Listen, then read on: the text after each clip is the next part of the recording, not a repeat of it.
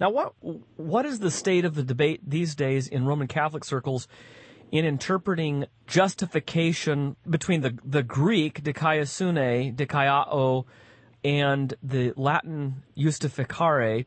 I'm thinking here of Joseph Fitzmyer, for example, who says that clearly this is a legal term in the Greek, it's forensic, and the Latin justificare, to make righteous, is actually a misunderstanding and mistranslation of the Greek to declare righteous. Where are things now in biblical scholarship in Catholic circles on this? Well, we cover that in the book Not by Faith Alone, starting on page 615. We deal with Fitzmyer's assertion. And basically, Fitzmyer does not speak for the Catholic Church because there has been no official statement from the Catholic Church, despite opinions from what we would call liberal theologians in the Catholic Church.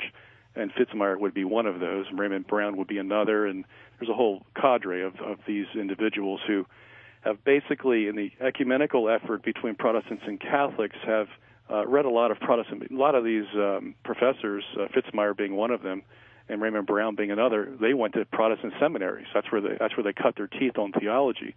So we can understand why they would lean toward this forensic idea of justification.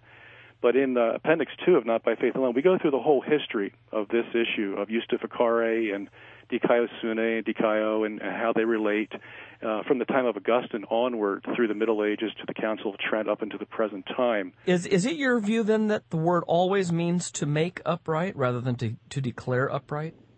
Yeah, and we can prove that.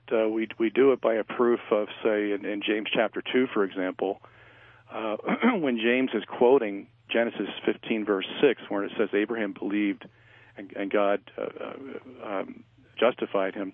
He's quoting the same passage that St. Paul is quoting in Romans 4:3. So that means that James and Paul have to have the same understanding of the Greek word dikaiosune, because they're quoting from the same passage, Genesis 15:6. The preponderant use of dikaio in the Greek is not a declared righteousness, and the same would be true for the Greek word logizomai, which is used in the King James Bible, for example, when it translates as imputation. The Greek word logizomai preponderantly means in the Greek that there is a reality to the thing that someone is viewing. It's not a fiction. So dikaiao and that word group never means to declare righteous. No, there's no passage that we can point to that says definitively that the only meaning that can be applied here is declared righteous. No, there is no passage that we have found in the New Testament that teaches that. So it's always a making righteous. Always, yeah. As in Romans 3:4, when God is said to be justified when he speaks?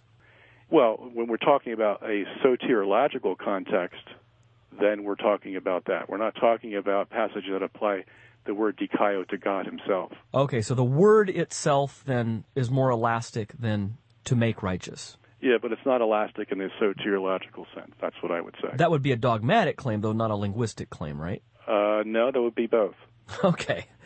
What do Roman Catholics do with a verse such as Romans 4:4 and 5, now to the one who does not work, his wages are not counted as a gift, but as his due, and to the one who does not work, but trusts him who justifies the ungodly, his faith is counted as righteousness. What would be your typical response to that in your circles?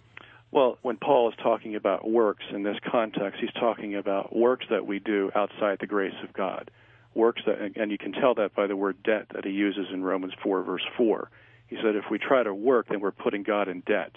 And what he means by that is it's like you working at a job, and you say, well, God, I put in my 40 hours, so I don't really like you, and I don't care for you, but I did work for you, so you owe me something. And Paul says you can't come to God on that basis. You can't come to God saying, you owe me. Here's my list of works. You have to pay me for what I did. Paul says in order to be saved, in order to be justified, you have to have a relationship with God. And faith is that relationship. Faith is the one thing that God can see within us where we know that we really want to know God for who he is, not for what he's going to give us.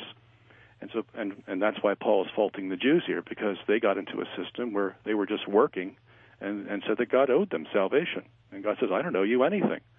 I want you to believe in me. I want you to believe in who I am. And that's why he uses the example of Abraham, because in verses 18 to 22 of that chapter, he goes through what Abraham went through, an excruciating ordeal with God. God pulled every ounce of faith he could out of him because God wanted him to believe in God for who he was. And so, again, Catholicism really is not any different than I think what you believe here, because most Protestant commentators understand Paul's works here as trying to obligate God to pay them with salvation for the work that they do. And Catholicism, as I said in Canon 1 of the Council of Trent, condemned that idea as well. But there is the expectation that God will reward our works, right? There's still the idea of merit in Catholic faith and practice? Well, you have to be careful with the word merit here, because if we're talking about a merit in the legal sense, we would say no, there is no merit in the legal sense. If we want to use it in the gracious sense, we would say yes, of course. In that sense, we merit something with God, the same as Hebrews 6:10, I think it is. It says, God is not unjust when he looks at your works, that he will faithfully reward you for your works. And it's interesting that Paul uses, and I think Paul wrote Hebrews, so I'll say Paul. Paul is using the word unjust there. He's saying God is not unjust. He will reward you. So in that sense, yeah, there is a merit, but it's a gracious merit. Do you still see justification as it is interpreted by Reformation theology as a legal fiction? Well, it depends on who you read on this topic. I've got a list of probably about a dozen different Protestant scholars in my book that I go through dealing with this idea of forensic justification and just what does it mean. I would say this, though, to make a demarcation between the Catholic and the Protestant view, and this goes back to my treatment of the word logizomai. It's very important, as a matter of fact, this word, because a lot of Protestants are under the impression that this word only means something that you have a mental picture of in your mind, but the reality does not exist outside your mind. And that's not the way the New Testament uses the word. Nor the way the Reformers used it. Well, I don't know. I want to be too sure about that. I am pretty sure about that. Okay. Well, then, let me ask you a question then. Mm-hmm.